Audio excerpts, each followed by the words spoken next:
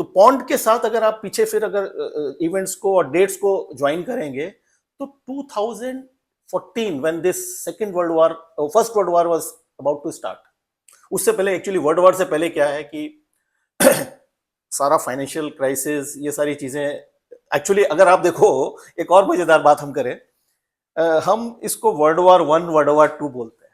हाँ, वो है तो European war.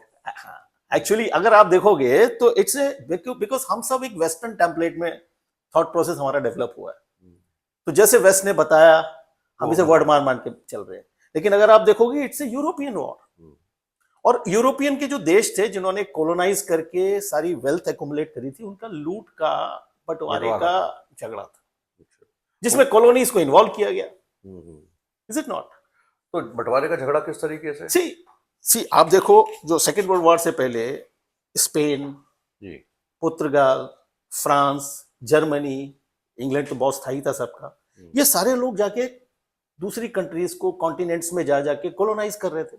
India was one of the colonies. आप लैटिन अमेरिका देख लो, अफ्रीकन कंट्रीज देख लो, ऑस्ट्रेलिया देख लो, ये सारा जो कोलोनाइजेशन का जितना लूट का माल यूरोप में इकट्ठा हुआ, फिर भाई लोगों में झगड़ा था।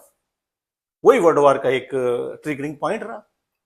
खैर हम उसमें नहीं जाते, लेकिन हम यहाँ पे देखते हैं कि 1914 से पहले जो पॉन्ड गोल्ड के साथ बैक्ड था, 1914 में इट वाज डीपैक्ड।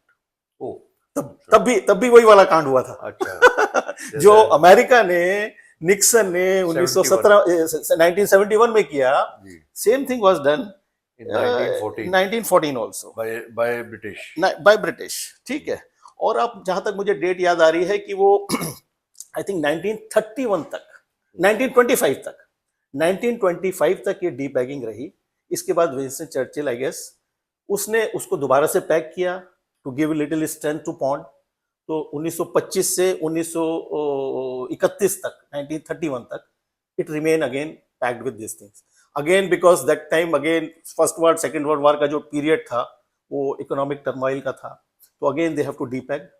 तो फिर वो तब से परमानेंटली तो वो इजीली जो है यूएस को मौका मिल गया उसे स्विच करने का। हाँ, तो यूएस के साथ समझिए, यूएस के साथ मौका नहीं मिला। यूएस मतलब हम इन इवेंट को फिर देखेंगे, उधर यूएस के साथ क्या हो रहा था कि यूएस वाज बेसिकली इंडस्ट्रियलाइजिंग। जैसे हमने बात किया कि जो यूरोपियन प्रोटेस्टेंट और इस तरह के लोग जो सारे एंटरप्रेन्योरल स्किल वाले जाके अमेरिका को डेवलप किए, वो rapid industrialization was going on in America during that period, right. उस पूरे इंडस्ट्रियलाइज प्रोसेस में America was also accumulating gold. मैंने बताया gold was a base thing. अगर किसी करेंसी को मूव करना है तो आपको